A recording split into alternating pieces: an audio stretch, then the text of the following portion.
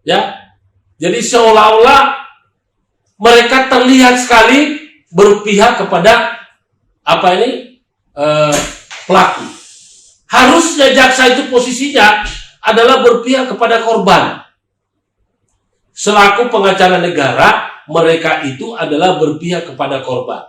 Nah, saya sebagai pelapor itu adalah korban. Harusnya jaksa itu berpihak pada saya, tapi faktanya tidak. Ya, tidak. Inilah rusaknya hukum kita. Makanya saya akan mengajak teman-teman untuk mengajukan judicial review tentang kewenangan jaksa untuk mendampingi korban. Jadi kita akan mencoba untuk memasukkan kepada teman-teman, kalau saya belum sempat mengajukan, coba tolong diajukan itu, ya, ke Mahkamah Konstitusi tentang hak korban untuk mendampingi, untuk didampingi pengacara. Jangan hanya pengacara negara, tapi pengacara swasta. Dan haknya korban untuk duduk di sampingnya jaksa kalau delik aduan. Karena selama ini kita lihat bahwa korban delik aduan dia hanya duduk di kursi pengunjung kalau dia mau datang, ya. Jadi tidak diwajibkan untuk hadir. Sehingga apa yang terjadi di sana, mau terjadi di sana pasar bursa mafia hukum, dia nggak ngerti. Nah, itulah saya minta kepada para penyelenggara negara, mudah-mudahan ada yang menangkap omongan saya ini. Silakan dilakukan judicial review. Ini nggak benar nih, Pak. Kalau jaksa di Thailand, ya, kalau di Thailand korban itu boleh hadir di sampingnya jaksa dan korban boleh bawa jaksa boleh pengacara pribadi. Kita di Indonesia susah. Jadi sekali lagi saya minta kepada pembuat undang-undang, tolong yang benar. Bikinlah undang-undang yang benar. Jangan suka-suka atau jangan hanya sesuai kepentingan daripada Anda yang membuat undang-undang. Ya. Tentu saja kepada kepolisian, ya. Saya percaya bahwa Kapolri kita yang baru ini, Bapak Jenderal Listio Sigit Prabowo ini orang yang sangat bijaksana dan bagus. Ya. Saya percaya beliau bagus. Tapi terhadap orang-orangnya saya masih sanksi. Ya. Karena itu saya punya video tentang kekerasan polisi, penyidik dari Polres Sidoarjo yang datang ke rumah saya melakukan jemput paksa. Saya akan terus tayangkan. Saya nggak takut. Ya, tolong. Anda nggak perlu pikir saya ini takut. Nggak takut saya. Namanya saya sudah dihadapkan di muka hukum. Saya nggak takut. Saya tahu polisi itu bodoh. Nggak mengikuti aturan. Ya, kalau udah bodoh berarti mereka itu curang. Nah, apakah polisi curang itu diperlukan di Indonesia? Kalau polisinya bodoh, apa diperlukan di Indonesia? Mereka itu punya kewenangan untuk menyidik, menyelidik, menggeledah, menahan, menangkap, menjemput paksa. Tapi mereka tidak dikasih kecerdasan. Ini yang saya sayangkan, Pak. Dari tahun ke tahun, dari waktu ke waktu, penyimpangan polisi begini tetap tumbuh karena apa? Mereka dibolehkan setoran, sehingga seolah-olah kesalahan mereka itu karena multitafsir undang-undang. Bukan. Mereka memang bodoh. Tapi mereka dipakai karena mereka ada setoran. Nah, inilah yang menerima setoran itu uang ria. Ya. Bapak-bapak yang menerima setoran daripada bawahan, sehingga bawahan Anda itu suka-suka, Bapak akan terima karmanya. Lihat saja nanti anak turunan Anda. Kalau itu tidak terjadi karmanya kepada Anda, maka kepada anak Anda. Kalau kepada anak Anda tidak ada karmanya, maka kepada cucu Anda. Dan yang gratis, Pak. Mau Anda sembahyang sampai 24 jam, tidak akan terhapus. Saya percaya kata-kata imam-imam itu bilang bersih langsung keluar suci. Mana ada orang jahat bisa langsung suci? Tidak bisa. Kecuali kalau dia langsung berhenti total. Ya, ingat. Ya, semua akan mati, Pak. Apa yang Anda punya? Punya 10 mobil, punya 100 mobil, punya tanah 1000 hektar. Pada akhirnya Anda tidak akan bawa apa-apa. Ya, Anda hanya meninggalkan kepada keluarga Anda yang nantinya keluarga Anda itu tidak akan barokah. Jadi sekali lagi, saya ingin memberikan edukasi kepada kita semua, kepada masyarakat. Sudah waktunya kita siap melawan.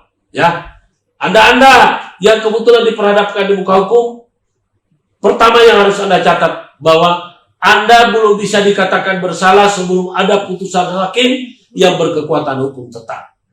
Kedua, Anda juga harus tahu bahwa di persidangan itu yang didahulukan adalah kepentingan terdakwa. Maksudnya apa?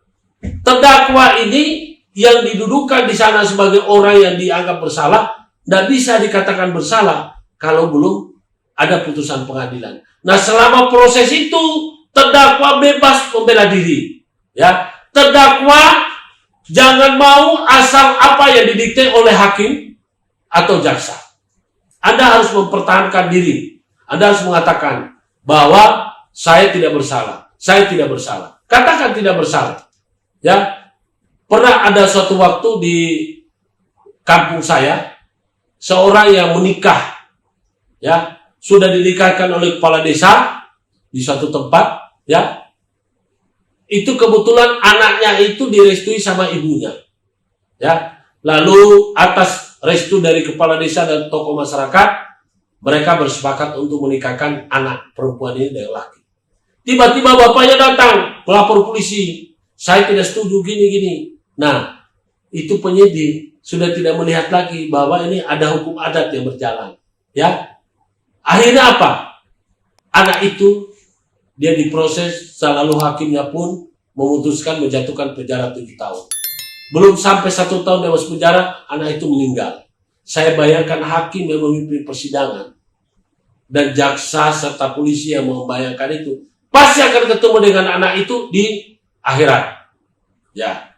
Jadi saya minta kepada bapak-bapak yang menentukan nasib orang, jangan bangga Anda bisa berbuat dolim pada orang lain. Jangan bangga. Karena apa? Tuhan tidak pernah tidur. Tuhan tidak tahu tidur. Tuhan tidak tahu melek. Apa yang ada di dalam diri kita, Tuhan itu sudah tahu. Kita selalu bersama dengan Tuhan. Anda boleh mengatakan saya bohong, dan saya lihat. Tidak ada orang yang lihat. Tapi ingat, Anda bernapas itu adalah Tuhan. Anda melihat adalah Tuhan. Anda bertindak adalah Tuhan. Itulah yang paling benar. Ya, ada yang bilang apa? Oh Tuhan, tidak tahu. Siapa yang tidak tahu? Tuhan Maha tahu. Di kulit kita itu ada Tuhan. Di darah kita Tuhan. Di mata kita ada Tuhan. Di kaki kita ada Tuhan. Di mana-mana ada Tuhan. Apa yang tidak bisa dia tahu? Kita berniat saja, di niat kita ada Tuhan. Ya, saya ini bukan sebagai ustaz, bukan. Orang-orang yang mengatakan nanti kamu akan ketemu bidadari, nanti kamu akan apa? Emang dia pernah mati ketemu bidadari? Ya, nanti kamu akan diampuni dosamu. Ya, itu memotivasi. Tapi maksudnya, kalau kamu mau diampuni dosamu, kau pernah berbuat salah kemarin, oke. Tapi kau sudah bertobat. Ya, bertobat kemudian kalau kamu sudah sadar, harta yang kau dapatkan dari cara gak benar, itu dikembalikan. Jangan dinafkahkan kepada anak-anak. Udah sadar bahwa, oh itu mobil yang saya beli dari mobil curian. Itu mobil yang saya beli dari uang sogokan.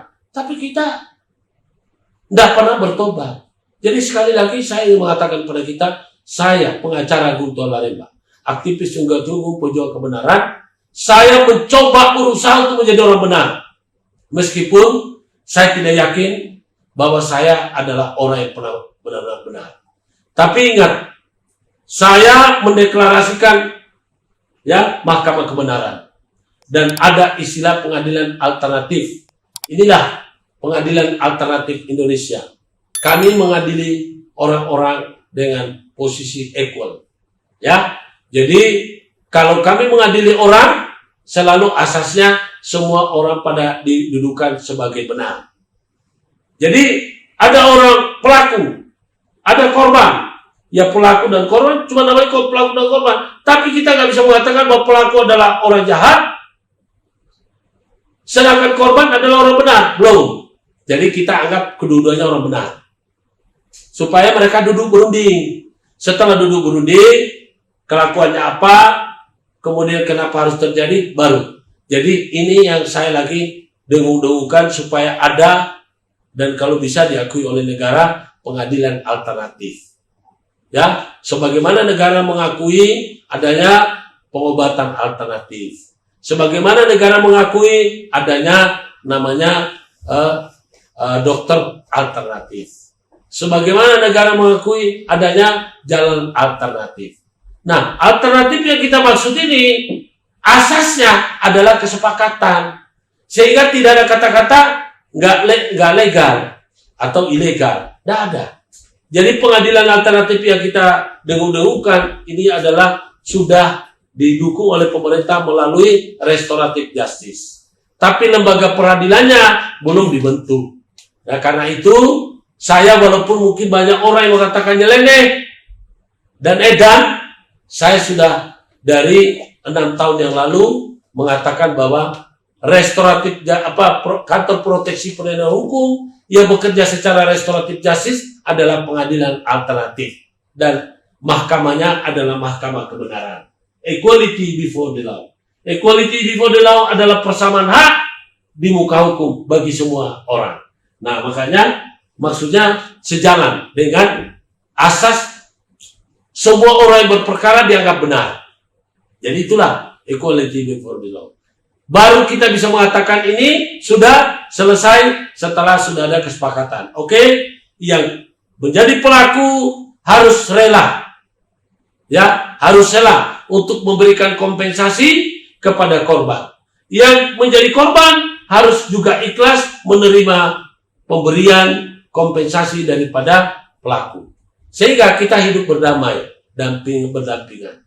Ya, jadi hari ini edisi hari Kamis, ya, kebetulan puasa hari ketiga, saya menyampaikan edukasi, mudah-mudahan mendapatkan barokah. Kepada saudara-saudaraku yang menonton video ini, tolong bantu share, ya, Anda bantu share, terutama kalau Anda sudah nonton di YouTube-nya. Tolong di-share, ya, tolong di-subscribe, bagikan, like, kemudian Anda komen, lalu Anda bagikan. Kami merasa terhormat dan berbahagia ketika Anda memberikan penilaian pada kami. Karena kami tidak pamrih, tidak menuntut apa-apa. Persoalan saya meminta Anda subscribe, itu adalah Anda tidak membayar. Hanya ingin membuktikan bahwa Anda itu menghargai perjuangan kami. Tapi kalaupun tidak apa-apa. Saya tidak paksa. Ya, sekali lagi, kesempatan hari ini saya akan akhiri untuk edukasi ini. Semoga apa yang saya ucapkan di sini bermanfaat. Wabillahi taufiq wal hidayah. Wassalamualaikum warahmatullahi wabarakatuh. Salam kebenaran, salam kebenaran, salam kebenaran. Equality before the law. Oke, kita ketemu di lain kesempatan.